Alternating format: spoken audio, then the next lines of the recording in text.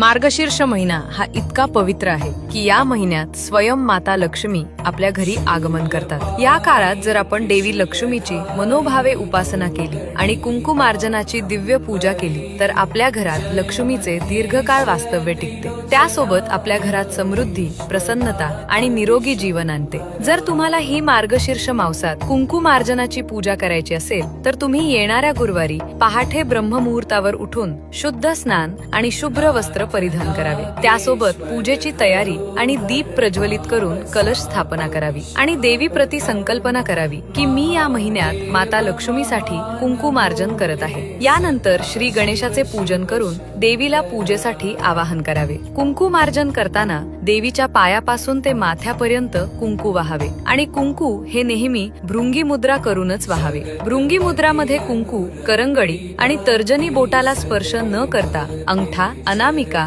आणि मधले बोटाने कुंकू घेऊन देवीवर वाहावे। कुंकू वाहत असताना देवीचा नामजप आणि तिचे स्मरण करावे। त्यानंतर देवीची कथा वाचून तिची आरती करून पूजा समाप्त करावी। कुंकवामध्ये काही असे तत्व असतात जे आपण केलेल्या प्रार्थनेला देवी शक्तीने सक्रिय करतात, म्हणून जेव्हा आपण भक्तिभावाने देवीला कुंकू समर्पित करतो तेव्हा ते तत्व सक्रिय होऊन आपल्याला आध्यात्मिक आणि भौतिक लाभ देते। त्यामुळे या मार्गशीर्ष महिन्यातील तुम्हीही दर गुरुवारी माता लक्ष्मीची पूजा करून कुंकुमार्जनाची पूजा करावी आणि देवी लक्ष्मीची कृपा आपल्या घरात आणावी।